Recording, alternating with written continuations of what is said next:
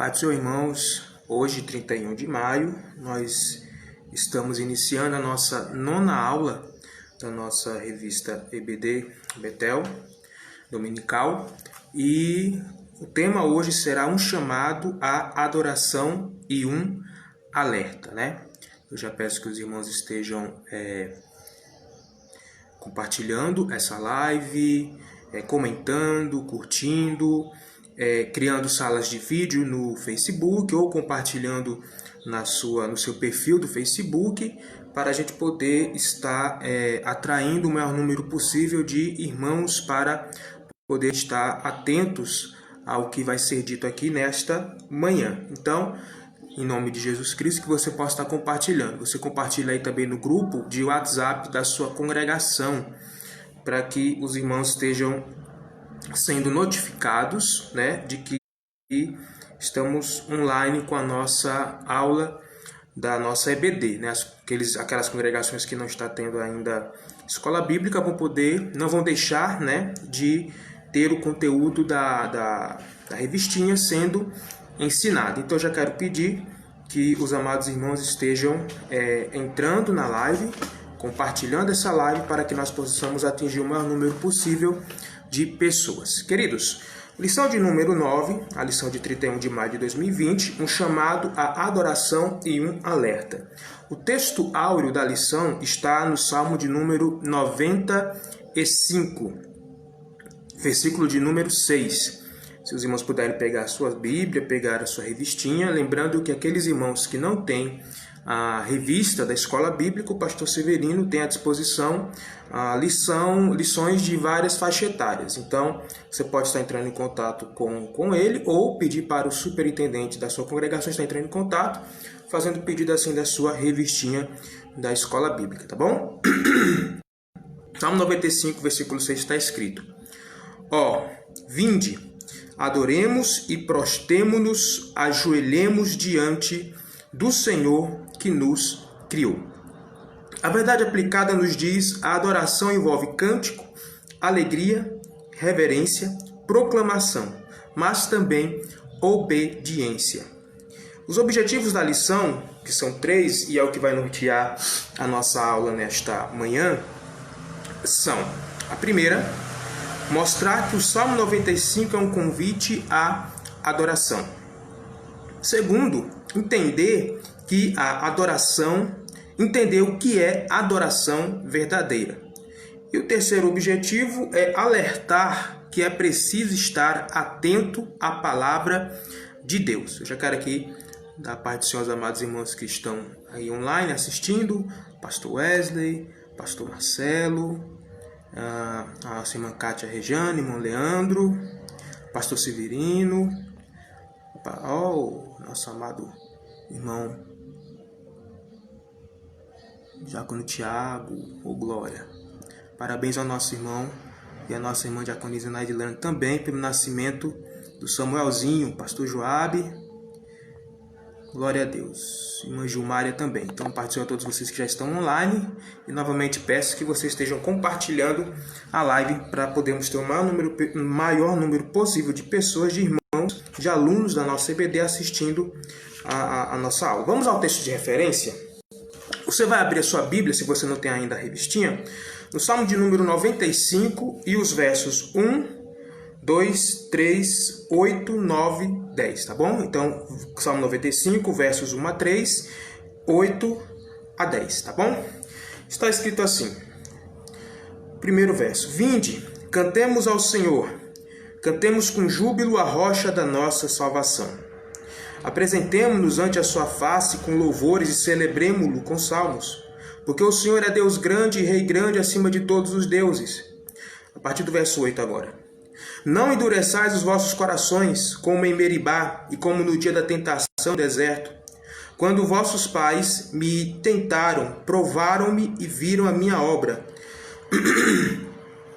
40 anos estive desgostado com esta geração, e disse: é um povo que erra de coração e não tem conhecimento dos meus caminhos. Então esse é o texto de referência. E você vai estar com a sua Bíblia já aberta nesse texto, porque nós vamos estar de vez em quando indo a este texto, consultando esse texto e alguns outros. Lembrando, irmãos, que a dinâmica da lição é a seguinte: eu vou estar abordando os temas que são pontuados dentro da lição, não vou estar fazendo a leitura integral do comentário da lição para ganharmos tempo, vou focar mais especificamente nos temas abordados, e isso me baseando nos nossos objetivos da lição, que são esses 3 objetivos apresentados. E o ideal, na verdade, é que o aluno ele tenha já feito a leitura prévia da lição, já tenha estudado em casa a lição e já tenha em mente o que está sendo abordado, né? Aqui, o nosso objetivo é ampliar um pouco mais a discussão, explicar pontos que são essenciais dentro do tema que vai ser abordado, mas você que está em casa já deveria ter feito a leitura da sua lição. Novamente, repito, que se você não tem a lição, você pode ainda estar adquirindo junto ao pastor Severino, tá bom? Ou você falando diretamente com ele, ou pedindo ao seu dirigente, ou especificamente falando com o superintendente de escola bíblica da sua congregação. E aqui eu vou dar um aviso, no decorrer da lição eu vou dar mais 2 vezes esse aviso. Hoje provavelmente seja a última vez que nós vamos ter aula online, né? Em função da reabertura progressiva do comércio, as igrejas também elas vão voltar a poder ter os seus cultos com certa limitação, né? Mas vamos poder novamente ter cultos presenciais nos nossos templos, assim como poderemos então retomar atividades como a escola bíblica. Lógico, não vai se reabrir normalmente como estamos acostumados, né? A ter o culto sem nenhuma limitação de quantidade de pessoas e tudo. Não. Haverá uma porcentagem nos seus grupos, com certeza os seus dirigentes, os seus pastores vão estar informando a quantidade que vai ser permitida por cada culto, por cada evento dentro da igreja, e a nossa escola bíblica também retornará. Então hoje mesmo na nossa Catedral Ebenezer nós vamos ter culto presencial às 18h30, né? Então a partir desse domingo, lembrando que apesar de estar anunciado que essa reabertura será a partir de segunda-feira, o nosso pastor, ele junto às autoridades competentes, ele teve a devida autorização para poder estar hoje fazendo seu culto aqui na Catedral Ebenezer, tá bom? Então hoje provavelmente seja a última vez que a gente tenha a escola bíblica online. É claro que temos que orar a Deus para que essa reabertura do comércio, de outros setores, ele possa dar certo, né? E que isso vá até o fim, voltemos a uma certa normalidade e que Deus proteja a todos nós e a nossa população da nossa cidade, tá bom? Então, estejam em oração, comemorem, mas estejam atentos, orando e não deixem de continuar se prevenindo. Uso de máscara, álcool em gel, higienização das mãos, distanciamento social.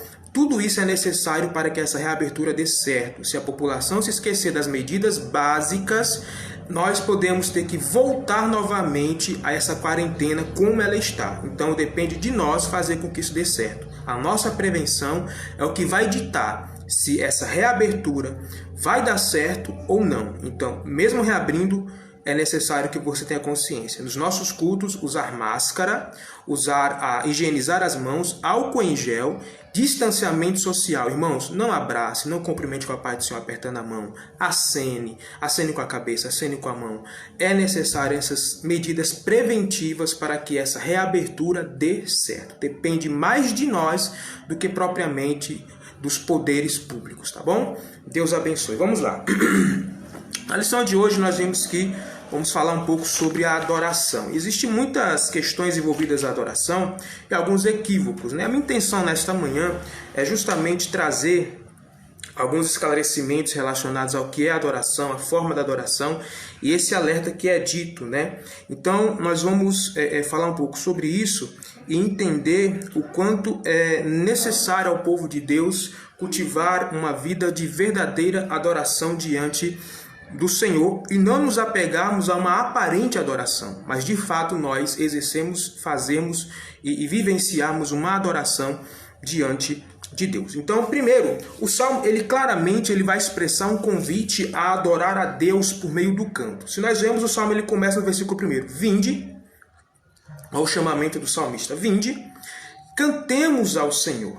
Então, há um convite, né? E toda a Bíblia ela está cheia de textos onde se convoca a adorar a Deus por meio do canto.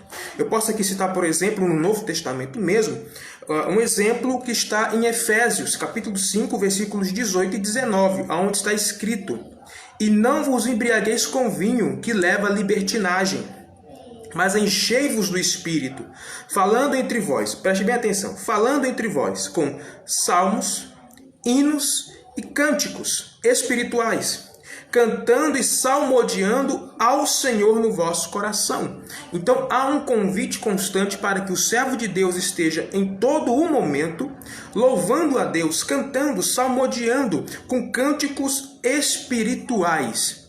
Então a nossa adoração e o nosso louvor a Deus ele tem que ser algo constante. Isso tem que preencher o nosso dia, a nossa mente. Não significa que você vai ficar o tempo todo andando pela rua, cantando, cantando e cantando. Não necessariamente isso. O próprio Paulo, o apóstolo Paulo nos diz: no vosso coração. Então, constantemente, o nosso coração deve estar cheio de louvor a Deus, engrandecendo ao Senhor, bendizendo ao Senhor. Isso é importante.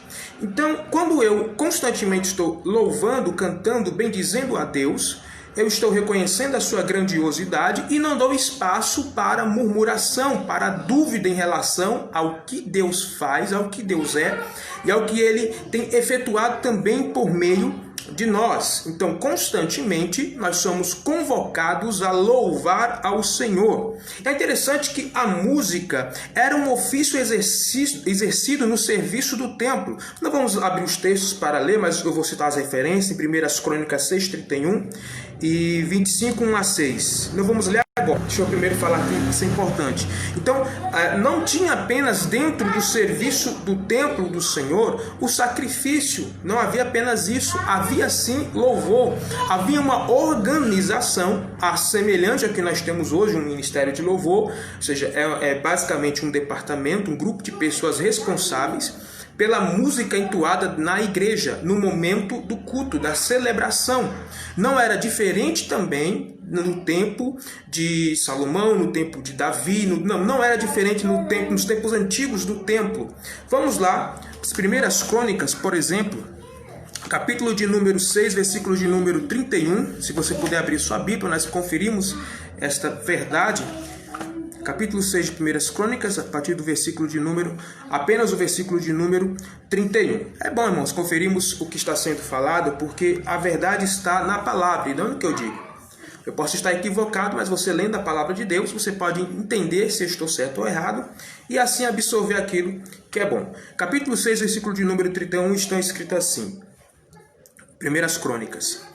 São estes os que Davi constituiu para dirigir o canto na casa do Senhor, depois que a arca teve repouso. Vai seguir-se aqui a lista com o nome de todos aqueles que iriam tornar-se responsáveis pelo canto na casa do Senhor. E ainda nós temos aqui, 1 Crônicas, ainda no capítulo 25, versículo 1 e versículo 6, que está escrito: Davi, juntamente com os chefes do serviço, separou para o ministério os filhos de Asaf, de Emã e de Jedutum, para profetizarem com harpas, alaúdes e símbolos. E ainda no versículo de número 6, todos estes estavam sob a direção, respectivamente, de seus pais, para o canto da casa do Senhor, com símbolos, alaúdes e harpas para o ministério da casa de Deus, estando Asaf, Jedutum e Emã debaixo das ordens do rei.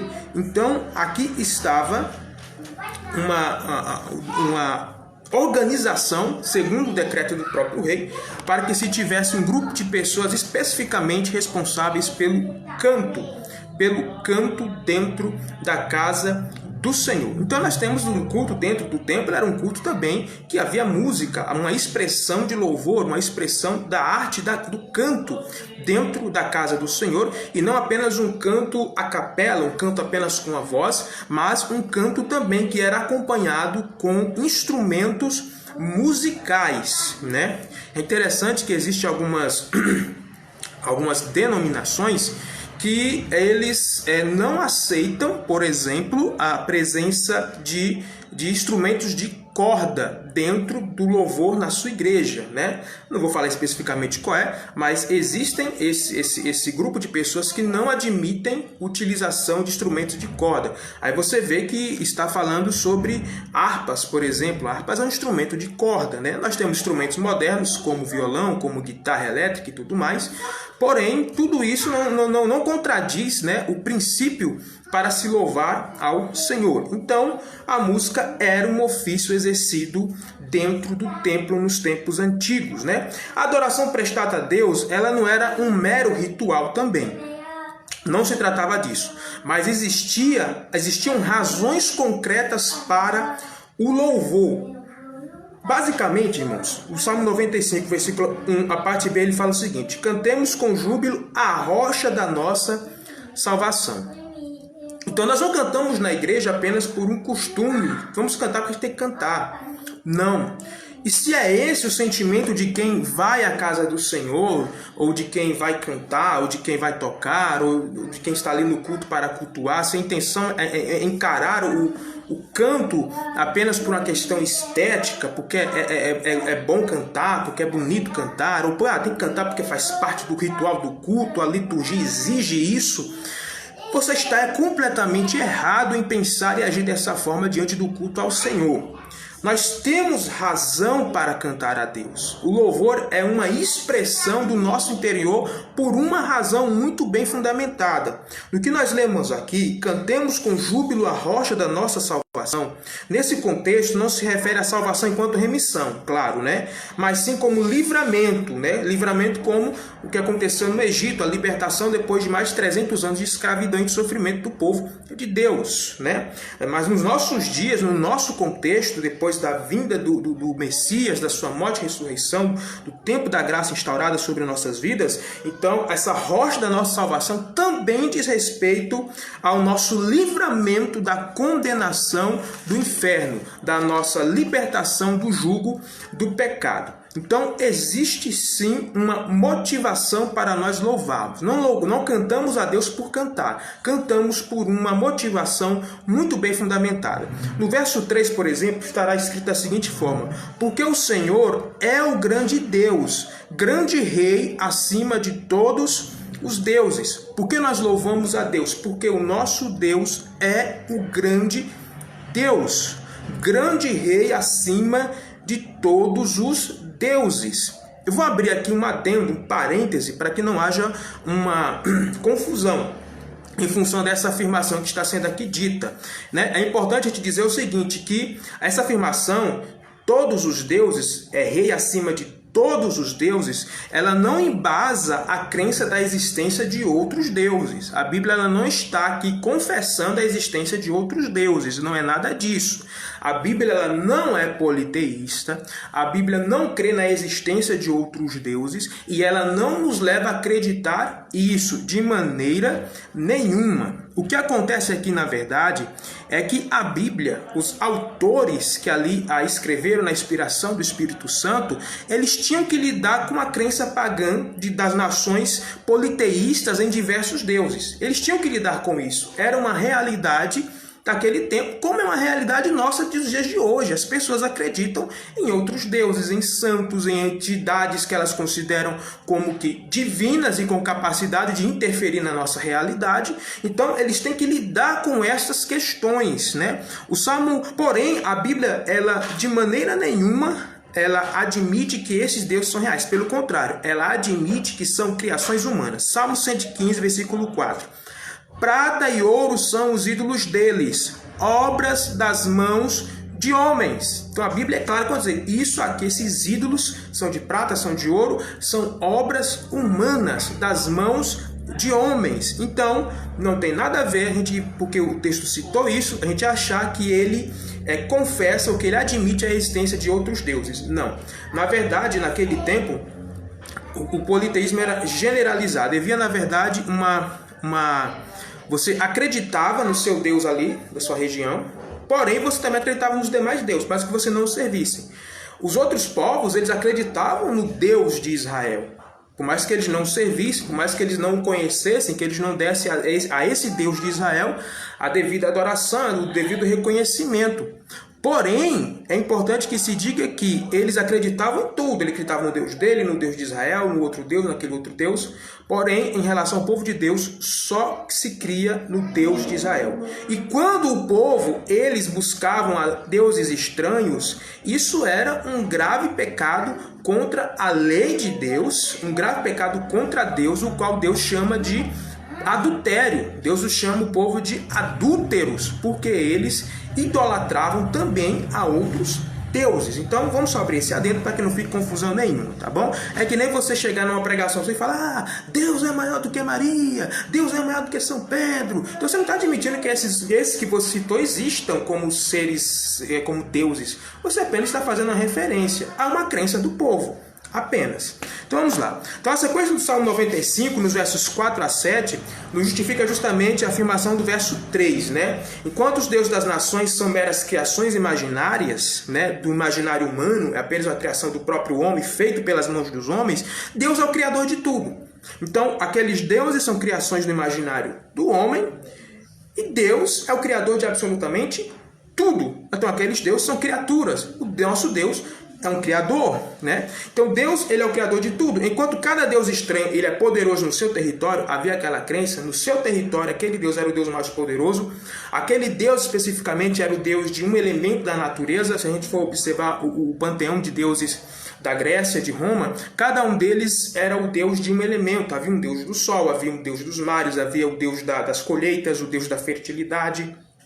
Então cada um apenas tinha poder em cima daquele elemento o qual ele atuava. O nosso Deus não, ele é o criador de todo o universo, ele é o Deus todo-poderoso e tem poder e exerce poder e autoridade sobre toda a criação.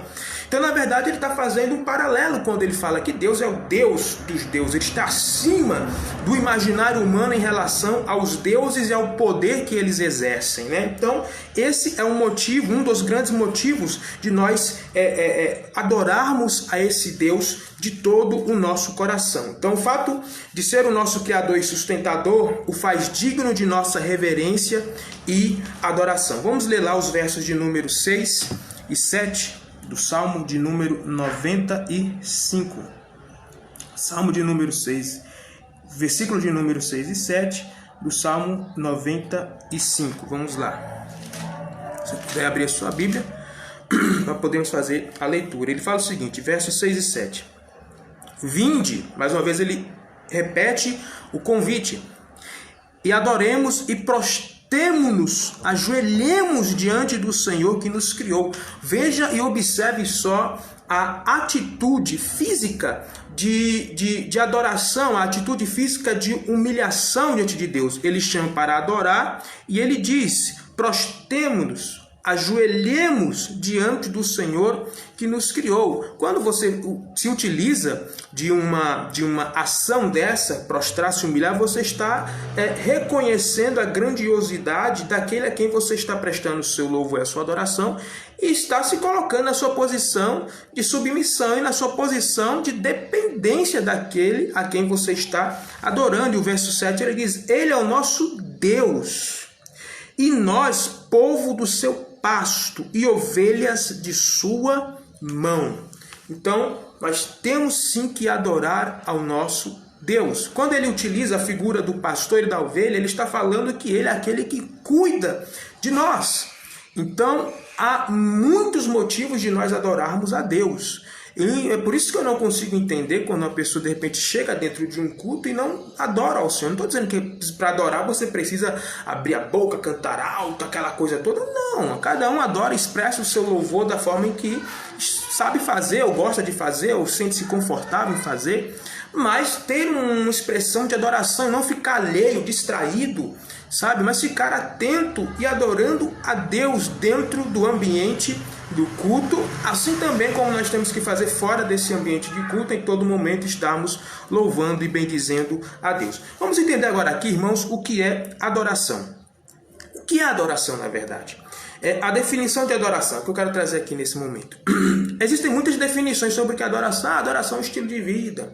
Adoração é isso. Adoração é louvar a Deus. Então, existem muitas formas de adoração. E se você fizer uma pesquisa dentro da internet, no Google, você vai encontrar muitas definições do que é adoração. Muitas definições mais elaboradas, menos elaboradas, mas muitas, na verdade, do que seria adoração. Mas eu vou falar aqui do que eu acredito, pesquisando e observando dentro da palavra de Deus, o que seria de fato a adoração. Eu acredito que a adoração é o completo rendimento do indivíduo diante do senhorio de Deus. Eu começo dizendo isso porque é o seguinte: é impossível a gente nos dizermos adoradores se nós não reconhecermos a Deus como o Senhor absoluto de tudo, inclusive da nossa vida especificamente. Então, assim, eu me rendo ao Senhor, eu reconheço o senhorio do nosso Deus, então a partir daí eu passo a ter uma atitude de oração, de adoração diante de Deus. E abro um parênteses aqui que eu acho importante. Quero dar partição aqui aos irmãos que estão entrando. Deus abençoe a todos. Irmã Carmen Lúcia, irmã Cida, irmã Narla. Deus abençoe. Então, primeiro, só um convertido é um adorador. Não tem como uma pessoa não convertida não ser um adorador. Porque se para adorar a Deus é necessário o reconhecimento do senhorio de Deus, logo, uma pessoa não convertida ela não conseguirá reconhecer o senhorio de Deus. É uma rendição completa. Observe que quando se fala em adoração dentro da palavra, você sempre vai ver, depois de se falar em adoração, em adorar, uma atitude de prostração diante da divindade. Então, pense bem, só quem se prostra diante de Deus, está rendido a Deus, é porque conhece e reconhece quem Ele é. Uma pessoa não convertida que apenas acredita em Deus, irmãos, acreditar em Deus não é suficiente. Acreditar em Deus não é suficiente. Eu falei isso até na doutrina de terça-feira. Tiago, quando ele fala sobre a fé que salva, ele diz que a fé que salva é acompanhada de obras, ou seja, acompanhadas de atitudes dignas daquele que de fato professa uma fé salvadora. É interessante que ele fala: você acredita que Deus existe? Ele fala: você faz bem. Os demônios também acreditam, creem que estremecem. Ou seja, está falando que não adianta você apenas acreditar. Tem muita gente que não serve a Deus, que não é cristã, que até acredita em Deus, como acredita em outras entidades, outros deuses, santos e tudo mais. Então, esse simples acreditar na existência não torna esse indivíduo um adorador por ele acreditar. Ele se torna adorador no momento que, por meio da sua conversão, uma vez que Cristo o salva, esse indivíduo ele vai ter a sua regeneração, a mudança, e só através dessa mudança da sua mente, no momento que ele passa a ter a mente de Cristo, aí sim ele começa a ter uma atitude diferente. Ele não apenas acredita em Deus, ele acredita a ponto de mudar a sua vida diante daquilo que Deus requer dele. Ele se rende de fato a Deus, ele está no controle de Deus. Caso contrário, não é possível uma pessoa que não tenha passado pelo novo nascimento ser de fato um adorador. Ele pode ser um cantor, ele pode ser, mas um adorador de verdade ele não vai ser. Então, um outro ponto aqui importante é que nós não podemos confundir adoração com apenas uma das formas de expressão que é o louvor. Tem gente que acredita que vamos adorar é apenas cantar. Não. Cantar não é apenas adorar. Ou melhor, adorar não é apenas cantar. Apesar de ser um elemento indispensável dentro da adoração, do culto a Deus, a música ela não é a adoração, por mais que faça parte dela. Não é. A música ela é uma expressão desse louvor. É uma expressão dessa adoração. É uma das formas que nós encontramos de expressar a Deus e aos homens a nossa adoração a Ele. Mas não é, de maneira nenhuma, a música a adoração. A música é adorar. Não, a música é uma forma de adorar. É bom que a gente deixe isso bem claro. Então, cantar uma música cristã não torna a pessoa um adorador. Não torna. né? Como eu já falei, só alguém que foi salvo por Jesus pode ser um adorador. Então, a gente pode muito bem cantar lindamente, com técnica, perfeitamente, mas de nenhuma forma eu cantar bem uma música cristã me torna um adorador. A gente está num tempo de lives, né? Muitos artistas fazendo lives e tudo mais. E você vê que alguns deles cantam músicas cristãs. A pergunta é, por que aquele indivíduo cantou uma música cristã? Ele é um adorador? Não. Não me vê, mas fulano, porque uma coisa que eu vou ter que abrir meu coração agora. Eu fico, aí o cantor cristão e tem aquele cantor ímpio que canta a música, tem aquela rasgação de seda nas redes sociais, aquela coisa.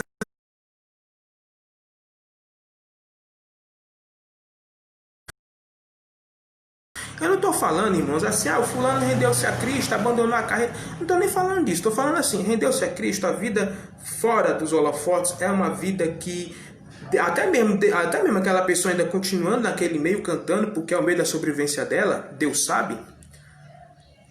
A vida dela é exemplar, dá bom testemunho como cristão.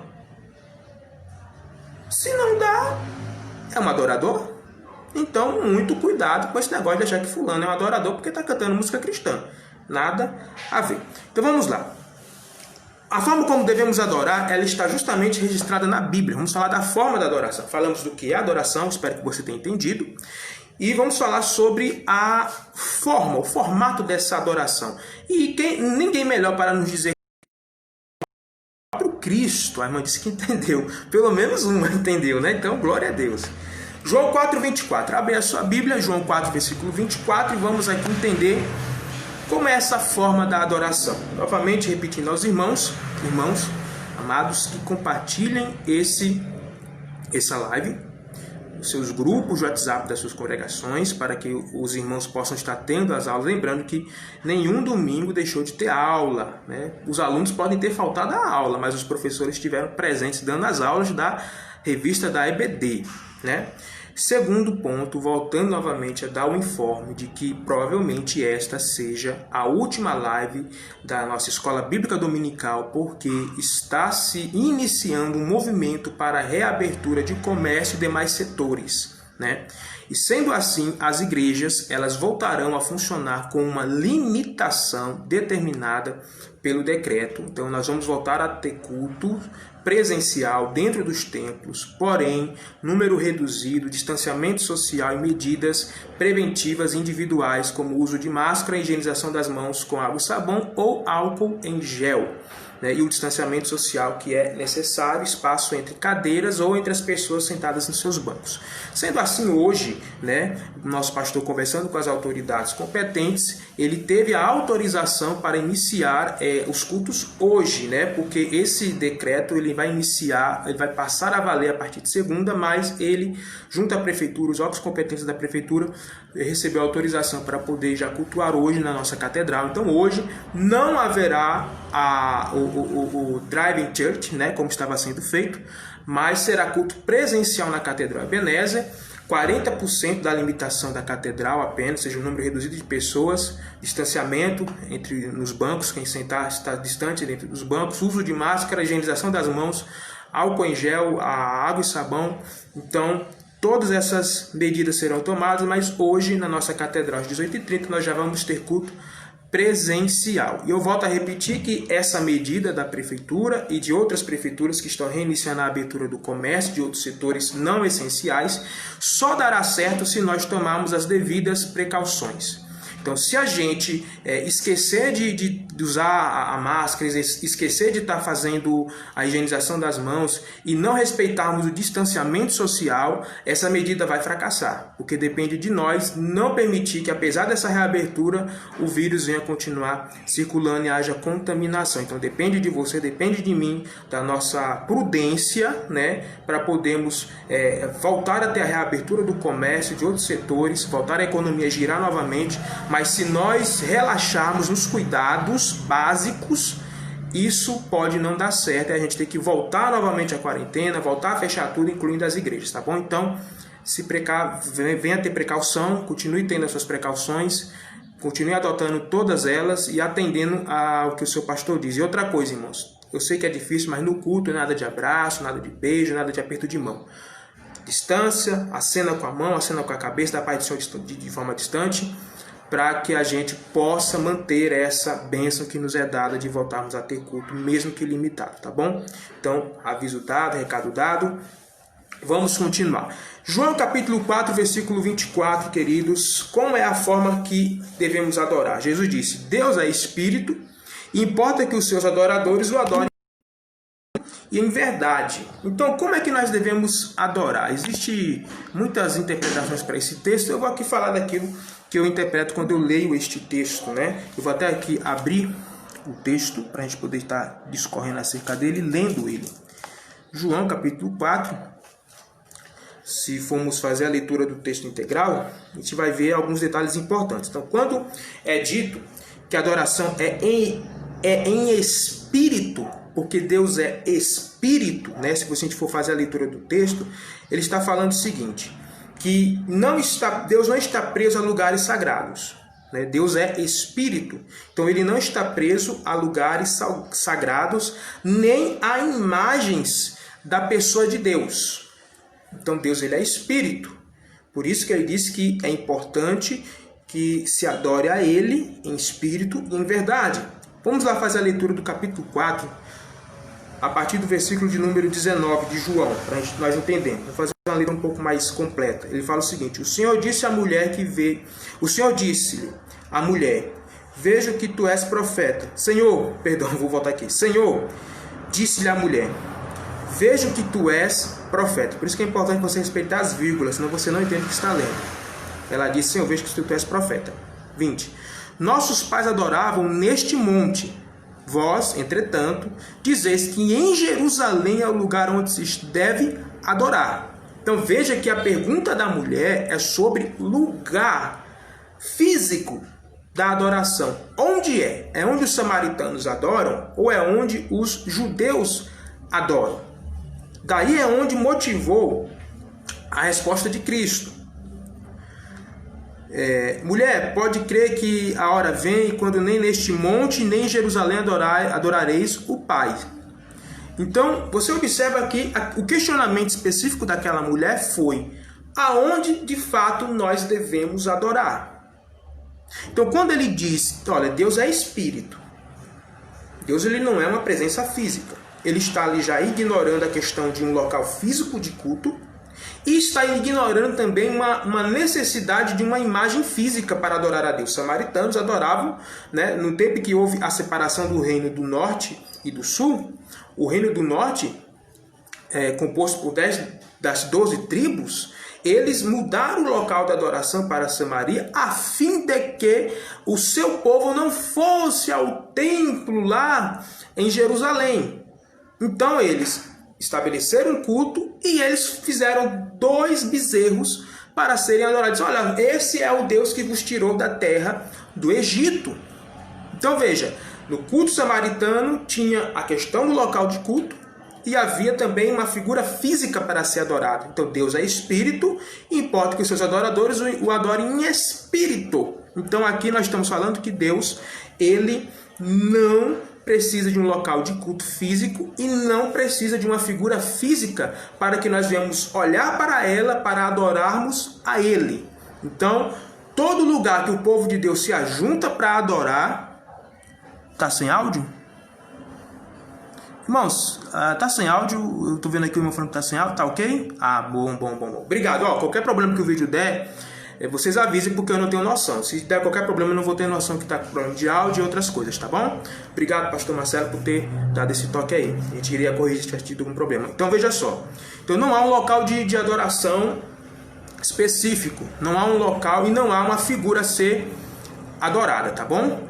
Então, onde o povo de Deus se reúne para adorar, seja num templo de fato, seja debaixo de um pé de manga, seja dentro de casa, seja na beira de um rio, não importa onde você está. Se você está ali junto, cultuando a Deus, é o local da adoração que se torna aquele. Então, se nós tivéssemos de fato um local de adoração que deveríamos estar adorando, aí seria um problema, porque todos nós teríamos que fazer uma peregrinação até esse local, porque só aquele era o lugar de adoração, né? Então, primeiro, adorar em espírito significa que nós não precisamos materializar nenhum elemento para dizer assim, aqui está, nós temos que adorar diante desse lugar ou diante dessa imagem, por exemplo. Porque Deus rejeita e abomina a idolatria. E Ele nunca pediu que se fizesse a imagem de si. E quando Ele fala o seguinte, em verdade, Ele falou em espírito e em verdade. A questão do em verdade está relacionado àquele que é a verdade que liberta, né? Cristo. Está falando de Jesus. Ou seja, toda adoração ela deve estar baseada na verdade dos preceitos de Cristo. Então é importante notar que os samaritanos, eles tinham uma forma de culto que era detestável aos olhos de Deus. Então a forma de culto dos samaritanos era detestável porque não apenas havia a figura de um bezerro que representava a pessoa de Deus ali no culto deles, mas também havia uma certa mistura, né? Vocês, na história dos samaritanos, você vai ver a questão da adoração a Baal. Então, houve toda uma mistura dentro desse culto. Então, havia ali muitos elementos abomináveis diante dos olhos de Deus. Então, o culto, para ele ser aceitável diante do Senhor, ele tem que estar em concordância com a verdade e os preceitos prescritos pelo próprio Cristo. Vamos lembrar, irmãos, que os fariseus, eles constantemente eram corrigidos. Jesus, em vários momentos, quando era interpelado, quando eles traziam temas para tentar embaraçar a Cristo e pegá-lo em alguma resposta errada, o próprio Cristo corrigia a visão distorcida que eles tinham da lei e dava a eles o verdadeiro sentido do que Deus falou por meio da sua lei. Então, até mesmo em relação aos fariseus, era necessário haver uma correção para que o culto ele fosse feito em verdade, baseado na verdade. Quem é a verdade, senão o próprio Jesus? Então, aquilo que Jesus nos ensina por meio dos seus preceitos, da sua palavra, é aquilo que tem que nortear a nossa forma de adoração. Qualquer coisa estranha ao culto, que não tem nenhuma ligação, que não tenha base bíblica para nós falarmos, Jesus, segundo a palavra de Deus, segundo a palavra trazida por Cristo, segundo os mandamentos que nós podemos encontrar dentro da palavra de Deus, essa forma de cultuar está correta. Não. Então, não há verdade quando eu invento elementos estranhos à palavra de Deus e coloco eles dentro do culto, seja no culto coletivo, enquanto igreja reunida, seja no meu culto individual, não importa. Se eu coloco um elemento estranho, aquilo fere a vontade de Deus e não é uma adoração legítima diante de Deus. Então, eu não posso entender que adorar em espírito e em verdade se trata apenas de sinceridade. Eu não posso dizer isso. Por que eu não posso, irmãos? Se a gente for parar para observar, até mesmo a forma que os samaritanos adoravam a Deus, usando bezerro, até utilizando de outros elementos estranhos ao culto judeu, né? Vamos pensar no culto deles naquele tempo, o culto da lei, até mesmo a forma deles adorar era sincera. Eles adoravam com sinceridade, eles olhavam para aqueles bezerros de ouro e adoravam com sinceridade. Então, não é apenas a sinceridade. Quem está hoje numa missa rezando um texto, está fazendo com sinceridade. Quem vai andar com os penitentes se cortando, está fazendo aquilo com sinceridade. Então, sinceridade apenas não pode ser. Mas entender que é a questão de local, de culto, é a questão da fisicalidade de algum objeto para representar Deus, é a questão de se seguir preceitos estabelecidos por Cristo na sua palavra, e não apenas uma certa sinceridade. Os samaritanos adoravam de forma abominável, mas com certeza a grande maioria deles adoravam com sinceridade. Então, onde fica? Então é necessário a gente ter esse pensamento. Então, diante disso, a gente tem que refletir sobre algumas questões práticas, né? É um ponto que, apesar da lição não trazer especificamente, eu quero trazer esses pontos aqui. Então, nós temos que pensar a adoração diante de algumas questões práticas, para a gente poder corrigir se for necessário. Primeiro, que a centralidade da adoração no culto deve estar em Jesus. A centralidade da adoração do culto deve estar na pessoa de Cristo, né? Então, o centro do culto não é recebimento de bênçãos. O centro do culto não é recebimento de bênçãos. Que nós somos abençoados, recebemos bênçãos das mãos do nosso Deus vivo e que cuida de nós, isso é um fato. Mas não é isso que deve ser adorado em relação a Deus. Não é de maneira nenhuma isso. Então não é o recebimento de bênçãos.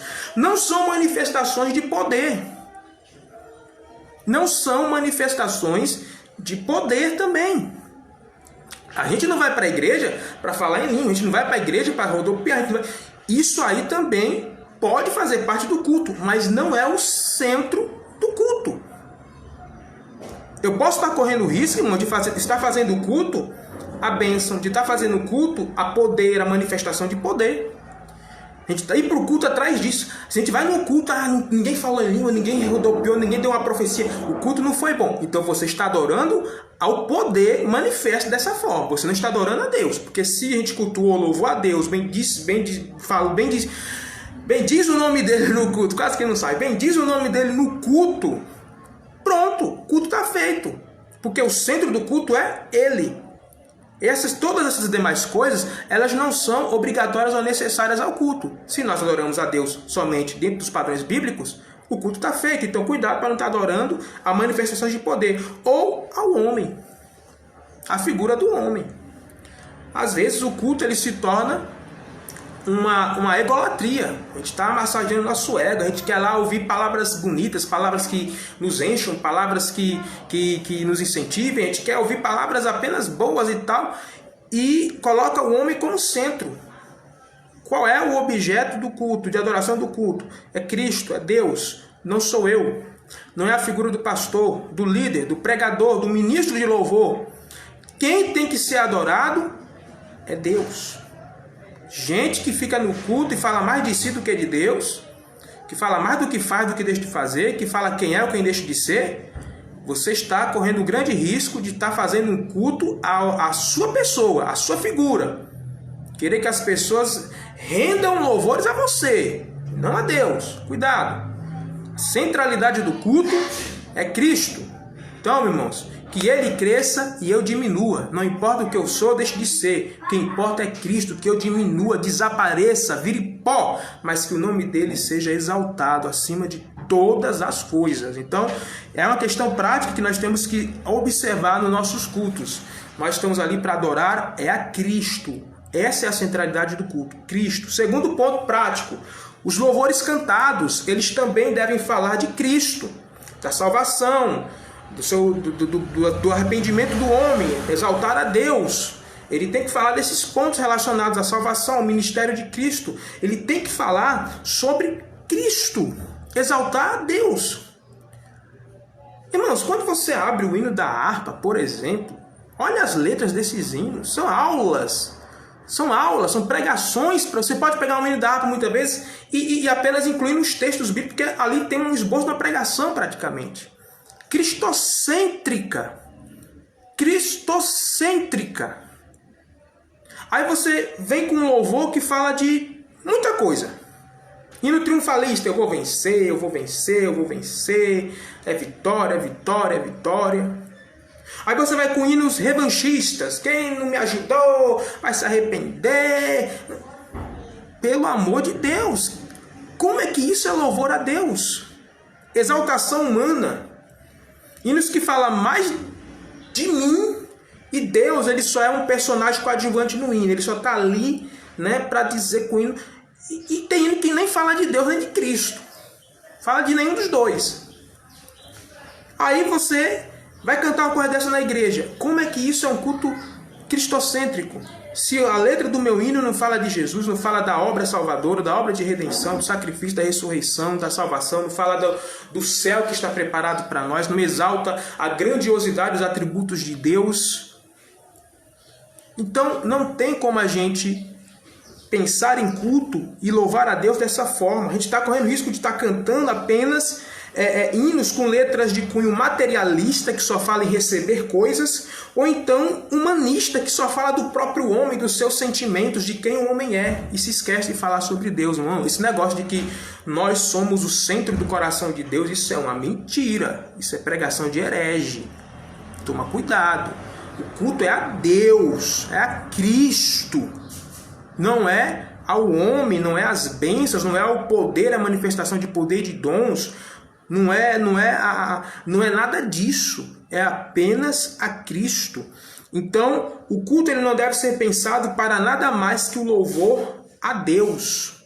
Apenas o louvor a Deus. Tudo que envolve o culto, ele tem que ser pensado e ser direcionado. Irmãos, Deus ele não mudou.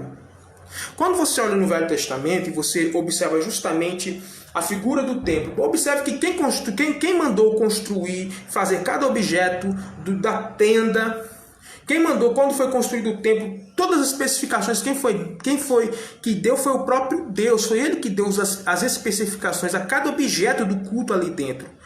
Tudo que estava ali dentro tinha uma simbologia. Tudo dentro do tabernáculo apontava para Cristo, apontava para a obra de Cristo em nossas vidas. Então, quando você pensa nisso, você vê que o culto que Deus queria que fosse feito ali, todo o culto, seja os objetos do culto, seja os materiais que eram usados, seja o tabernáculo ou o templo em si, seja o que era feito, que era o sacrifício de animais, o derramamento do sangue daqueles sacrifícios, tudo isso apontava para Cristo. Aí você faz um culto hoje e nada desse culto fala de Cristo. Então você está completamente fora da palavra de Deus. Fora da palavra de Deus. Então os cultos eles não devem ser pensados para atrair pessoas. Mas pastor, como assim? Sim, irmão. O culto ele não deve ser pensado para atrair pessoas. Quem atrai as pessoas é o próprio Deus. Deus atrai as próprias pessoas. Mas pastor, nós temos que trazer as pessoas para elas serem evangelizadas. Você evangeliza as pessoas no dia a dia. Você evangeliza as pessoas pregando elas no dia a dia. O culto é um momento de adoração a Deus. Ali sim acontece conversão, porque é a pregação da palavra, mas o momento, na verdade, de se ganhar as almas, de evangelizá-las, é no dia a dia, no contato que você tem com as pessoas no dia a dia, falando de Cristo, ministrando a palavra, ensinando a palavra, discipulando, e muitas vezes a pessoa em casa. É esse o contato. Atrair as pessoas para Deus é uma obra de Deus, do Espírito Santo. Nós sim temos a obrigação de evangelizar e ministrar a palavra, porque é o meio pelo qual Deus estabelece que isso seja feito, mas quem vai mexer no íntimo da pessoa e trazê-las, atraí-la para si, na verdade, é o próprio Deus por meio do seu Espírito Santo. Então, se o objetivo do culto é atrair as pessoas, então o culto não é para Deus, você está fazendo um culto para as pessoas. Culto não é show, culto não é festival, culto é um ambiente para adorar a Deus, bem dizer o nome dele. Ninguém tem que ser adorado, tem que ser... Não, é Deus, quem tem que ser visto é Deus. Então, irmãos, pode até parecer que eu estou sendo muito, sabe, sei lá, quadrado, rígido e tal, mas se eu olho para a palavra de Deus, eu não vejo outra forma. Nós temos que ter cuidado, irmãos, muito cuidado. No tempo de Roma, o imperador ordenou que fosse feito culto à pessoa dele. Temos culto a deuses estranhos. Deus, quando ele fala sobre a nossa confiança na provisão de Deus, ele fala que ou nós servimos a Deus ou a Mamon, ao dinheiro, receber bênçãos, receber bens, prosperar. Nós podemos estar fazendo culto a Mamon nas nossas igrejas e não perceber. Se a gente só fala mais em dinheiro do que fala em Cristo, a gente está fazendo culto a Mamon. Mamon significa justamente as riquezas. É um Deus pagão que personaliza justamente a riqueza, a adoração, a idolatria à riqueza. Idolatria não é apenas a idolatria a uma entidade divina criada pelo homem. A gente pode idolatrar coisas e fazer dessas coisas o nosso Deus. A gente pode idolatrar, por exemplo, o cônjuge. A gente pode idolatrar o dinheiro. A gente pode idolatrar o carro, a moto, o trabalho. E tudo isso, diante de Deus, é pecado. Então, tomem cuidado. Tomem cuidado. Né? E é justamente por essa questão, por esse afã de atrair pessoas para o culto, é que nós temos visto muitas aberrações nos nossos dias, que nos assustam. A gente vê, por exemplo, música mundana sendo cantada dentro das igrejas. Se for procurar na internet, você vai ver em cultos públicos. No lugar que você está entoando louvor a Deus, está cantando música de Zé de Camargo e Luciano, música dos Titãs. E aí? Isso convém a um ambiente de culto, mas é para atrair as pessoas. A gente vê, por exemplo, funk gospel, o povo lá dançando lá o passinho dentro da igreja. Por que está atraindo as pessoas? Porque o povo, que nós temos muitas pessoas que gostam de funk, nós queremos atrair essa juventude para a nossa igreja, por isso que nós fazemos aqui um festival de funk no culto. Meu filho, é outra coisa, é baile funk. Você chama do que você quiser, baile funk gospel, baile funk do Senhor, não sei. Mas não é culto e nem é o Senhor. Não tem como. Cristo pregou, eu ouvi essa argumentação, achei fantástica. Cristo pregou as prostitutas, mas para atrair as prostitutas para o reino de Deus, ele não elaborou um ambiente de prostituição para que elas pudessem chegar e se sentir bem. Porque, mas eu era prostituta, eu quero um ambiente semelhante. Não. Cristo era o que ele era. Quem atraiu-se a ele, atraiu pela diferença e não por parecer com o mundo. Aí a gente vê muitas vezes igrejas com um ambiente parecido com um ambiente de casa de show, para atrair jovens. Meu filho, se esses jovens não são atraídos por Cristo, eles não forem se arrepender dos pecados dele para serem salvos, não adianta atraí-los, você só vai estar dando a eles uma enganação, você só vai estar dando a eles a oportunidade de ir para o inferno enganados. Porque não vão conhecer a Cristo se eles não forem atraídos pela necessidade de um arrependimento, de um perdão de Cristo. Essa é a centralidade da coisa. Temos que ir para a igreja porque precisamos de perdão. Gente que vai para a igreja porque quer receber uma bênção, porque aí a pessoa vai para a igreja, se converte, acha que não está convertida, ela se converte, entre aspas, passa lá, aí é uma pessoa atribulada, uma pessoa que nunca está segura na palavra de Deus, vai para aqui, muda de igreja com muita frequência porque ela não está ali pelo Deus da igreja, ela está ali pelo que a igreja oferece.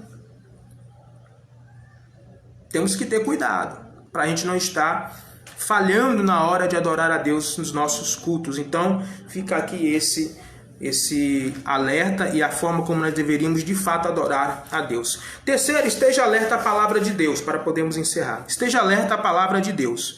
Aí ele fala no verso 7, parte B. Se hoje ouvides a sua voz. Então, a adoração está intimamente ligada, queridos, a uma vida de obediência a Deus. Um adorador, ele não tem como ser um verdadeiro adorador se ele não conhece a palavra do Deus a quem ele serve. É por isso que a gente constantemente está insistindo. Gente, leia a Bíblia com frequência. Tenha uma leitura diária, leia a Bíblia toda, quantas vezes for necessária. Se possível, leia uma vez por ano, leia, mas tem que ler a Bíblia toda, tem que conhecer a Deus, e não tem como conhecer a Deus senão pela leitura da palavra de Deus. Você não conhece a Deus apenas pela boca dos outros, não, meu querido. Você tem que conhecer a Deus por si, através da sua intimidade com Deus, na leitura da palavra de Deus regada à oração. Então, a prova da verdadeira conversão do crente está justamente na sua obediência aos mandamentos de Jesus. Eu vou pedir que você abra a sua Bíblia primeiro lá em 1 João, capítulo de número 2, versículos 3 a 6. 1 João, capítulo de número 2, versículos de 3 a 6, o qual está escrito: Ora, sabemos que o temos conhecido por isto, se guardamos os seus mandamentos, Então, nós sabemos que conhecemos, ele está falando até de si, nós sabemos que o temos conhecido por isso, se nós guardamos os seus mandamentos. E ele continua: aquele que diz, eu o conheço, e não guarda os seus mandamentos, é mentiroso, e nele não está a verdade. Olha só, continuando. Aquele, entretanto, que guarda a sua palavra, nele verdadeiramente tem sido aperfeiçoado o amor de Deus. Nisso sabemos que estamos nele. Aquele que diz que permanece nele, esse deve também andar como ele andou. Eu não consigo andar como Cristo andou se eu não sei como ele andou, porque eu não leio a palavra de Deus. Eu não sei aquilo que está estabelecido pela palavra de Deus como regra para a minha vida. Então, se eu não sei, como é que eu vou imitar a Cristo? Aí eu vou ouvir só o que os outros dizem. E eu ouço e nem vou conferir na Bíblia. Aí eu vou, às vezes, seguindo até doutrinas de demônios e nem sei. Bom, tem gente que segue doutrinas tão absurdas, a gente olha assim e fala, como é possível esse indivíduo achar que isso é verdade? É porque não confere a palavra, não estuda a palavra de Deus. Não estuda. É relapso nessa atividade do estudo da palavra. E nós, como cristãos, é a nossa atividade principal. Conhecer ao nosso Deus por meio da leitura da sua palavra. Então, fica aí. Então, primeiro, a prova da verdadeira conversão do crente, que nós realmente estamos andando em Cristo, é nós conhecemos a sua palavra. E vamos abrir ainda no Evangelho de João, capítulo 15. Evangelho de João, capítulo 15, versículo de número 10. Está escrito: se guardardes os meus mandamentos, permanecereis no meu amor, assim como também eu tenho guardado os mandamentos de meu Pai, e no seu amor permaneço. Irmãos, o texto é claro: se guardardes os meus mandamentos, é uma condicional. Se guardardes os meus mandamentos, permanecereis no meu amor, assim como também eu tenho guardado os mandamentos de meu Pai, e no seu amor permaneço. Então, guardar a palavra de Deus. Vamos lá, a leitura dos versículos 8 a 11 do Salmo 95, para a gente poder dar continuidade e o encerramento aqui da nossa aula no dia de hoje. Eu sempre quero, irmão, terminar a aula cedo, mas é porque tem hora que puxa uns assuntos que a gente... Misericórdia. Vamos lá, versículos 8 a 11, está escrito: não endureçais o coração como em Meribá, como no dia de Massá, no deserto, quando vossos pais me tentaram, pondo-me à prova. Não obstante terem visto as minhas obras, durante 40 anos estive desgostado com essa geração, e disse: é povo de coração transviado, não conhece os meus caminhos, por isso jurei na minha ira, não entrarão no meu descanso. Então, querido, buscar a palavra do Senhor e obedecê-la traz bênçãos.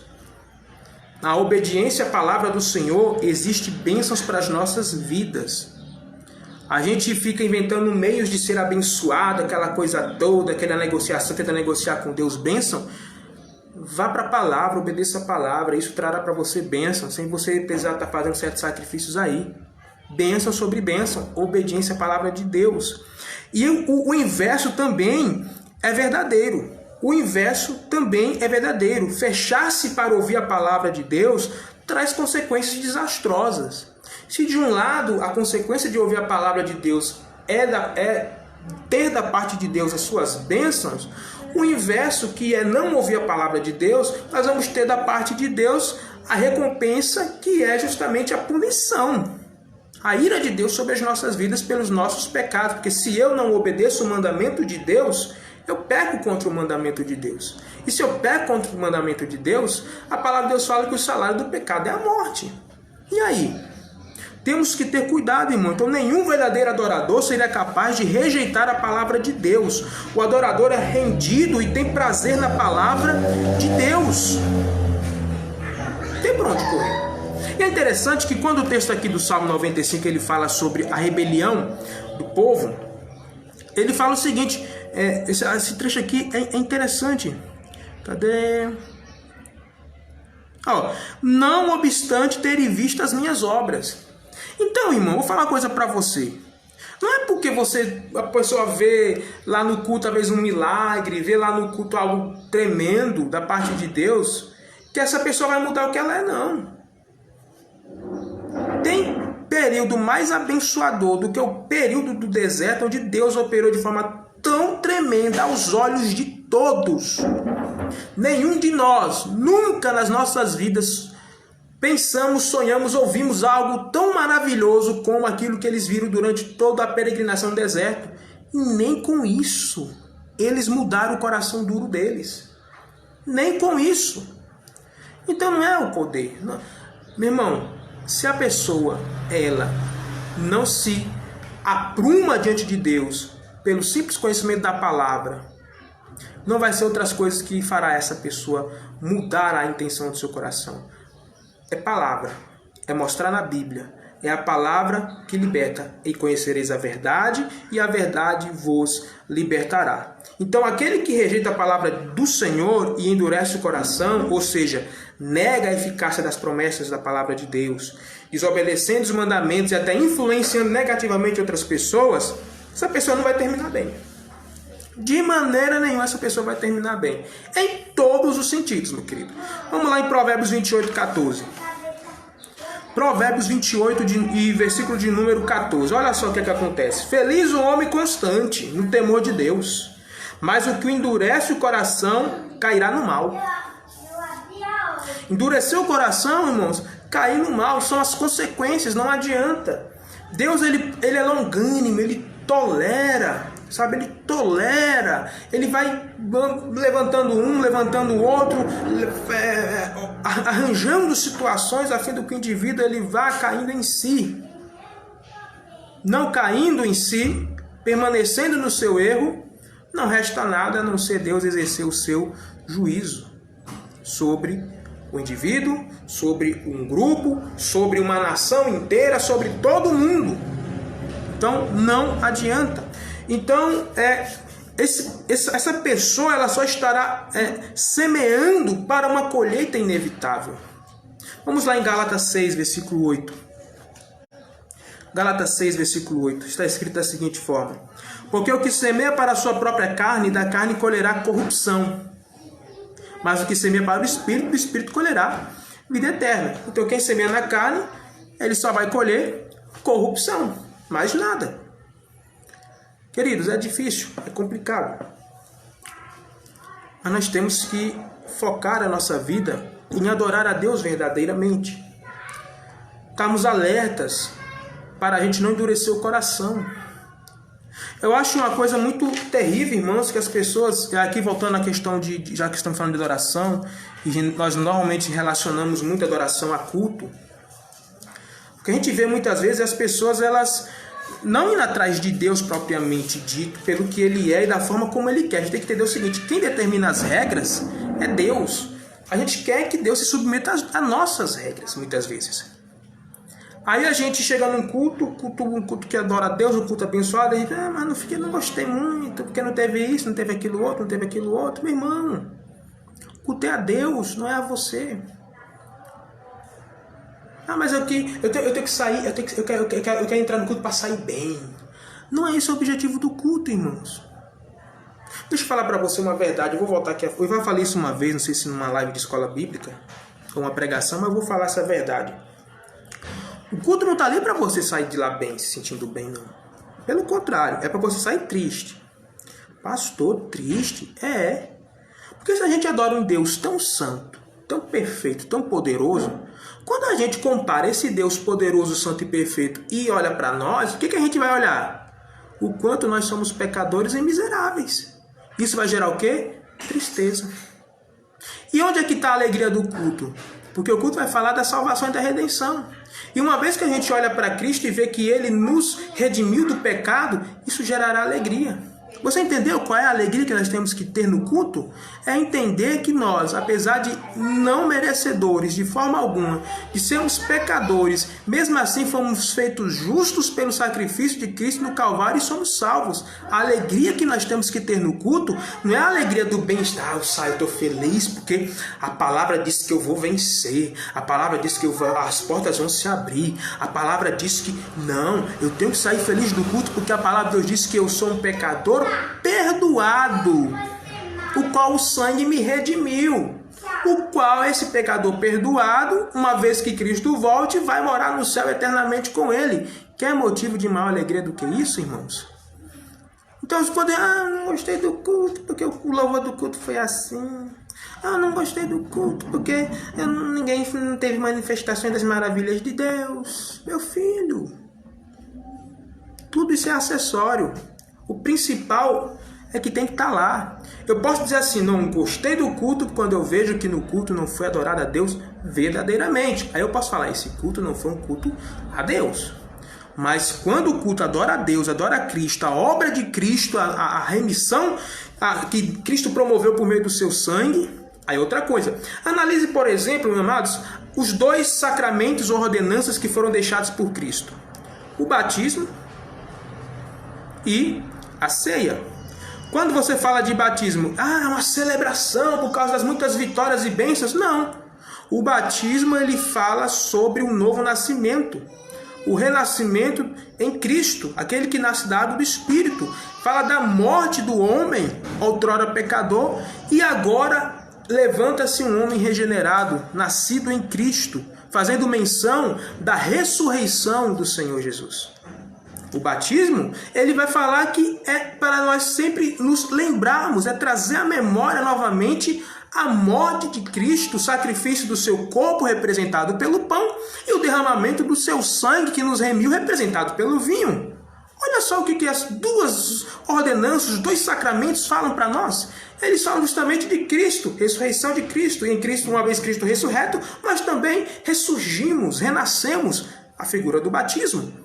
E uma vez que foi ali Cristo crucificado, morto, maltratado, seu corpo, seu sangue derramado, nós estamos aqui também, fomos salvos, está o pão e o vinho, está a ceia instituída, a nossa libertação.